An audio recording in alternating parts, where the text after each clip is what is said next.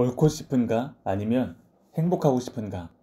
아무리 사소한 것이라도 말다툼은 매력에 치명적이다. 아무리 비논리적이거나 우습기 짝이 없어도 이해하도록 하라. 아주 작은 다툼조차 피해야 하기 때문이다. 대화에서 싸움은 확실하게 매력을 반감시키는 요인이다. 이 말은 견해가 확고하면 안 된다는 뜻이 아니라 논리 싸움에서 상대를 이길 필요가 없다는 뜻이다.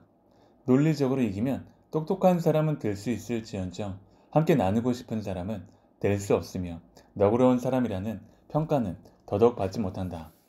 마음에 들지 않는 논리를 내세우는 사람과 대화할 때는 그의 논리를 반박하지 말고 그가 자신의 논리를 충분히 설명하도록 내버려 두라.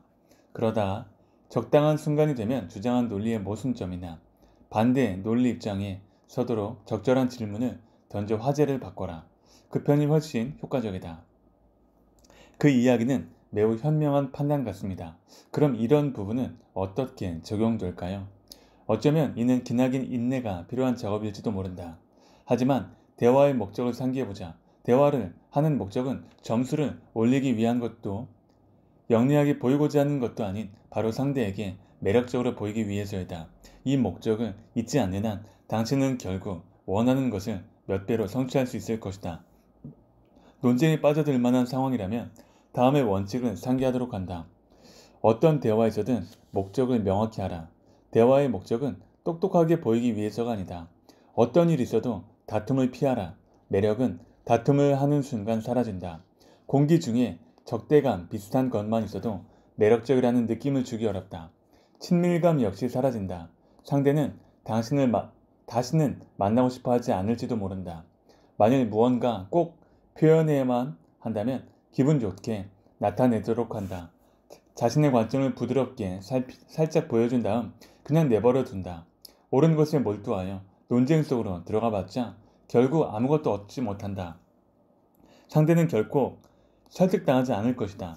상대가 질문을 많이 할 때는 입을 열도록 한다.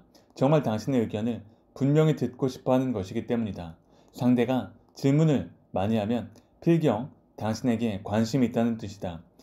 그럴 때마저 입을 다물어서는 안 된다. 상대의 궁금증을 풀어줄 만큼 이야기하라. 물론 너무 길게 이야기를 해서 지겨운 사람이 되어서는 안 된다. 다른 사람의 눈으로 세상을 보라. 즐겁게 대화를 했었지만 결국 상대의 기분과 어긋난 적은 없는가? 당신은 쿨하고 명랑한데 상대는 불안정하거나 초조해 보이지는 않는가? 당신의 인생은 무도회처럼 즐거운데 상대는 의기소침해서 시무룩하지는 않는가? 이렇게 기분이 다른 두 사람이 만났을 때는 관계를 유지하기 위한 어떤 시도도 실패로 돌아가기 십상이다. 그를 응원하고 자신감을 주려 하지만 아무런 효과도 볼 수 없을 것이다. 왜 그럴까?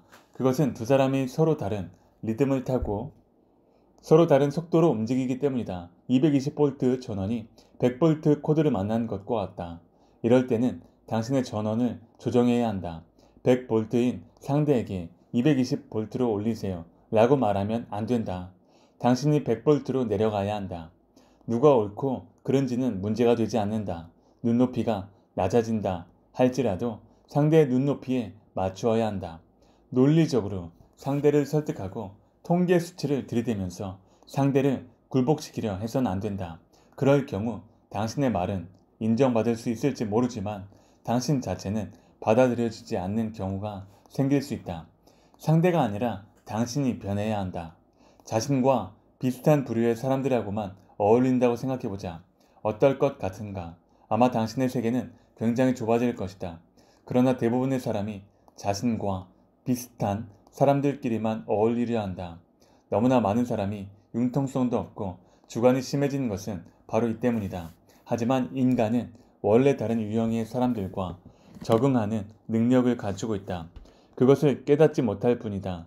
신경언어학 프로그래밍이 등장하기 훨씬 이전 심리학자들은 거울처럼 비추기 또는 서로 맞추기라 불리는 연기 연습을 활용했다. 이것은 배우들을 훈련시켜 그들의 동작과 행위를 동시에 진행하여 서로 맞추도록 하는 것이다. 가령 한 사람이 어떤 동작을 하면서 대사를 말하면 다른 사람이 그와 똑같이 흉내를 낸다. 서로의 거울 이미지가 되는 것이다. 이와 같은 거울처럼 비추기는 상대와 코드를 맞추기 위한 가장 효과적인 방법이다. 방법은 간단하다. 우선 상대의 말에 귀를 기울이고 그의 보디 랭귀지를 관찰한 뒤 의식적으로 그 사람의 거울이 되어 그를 따라한다.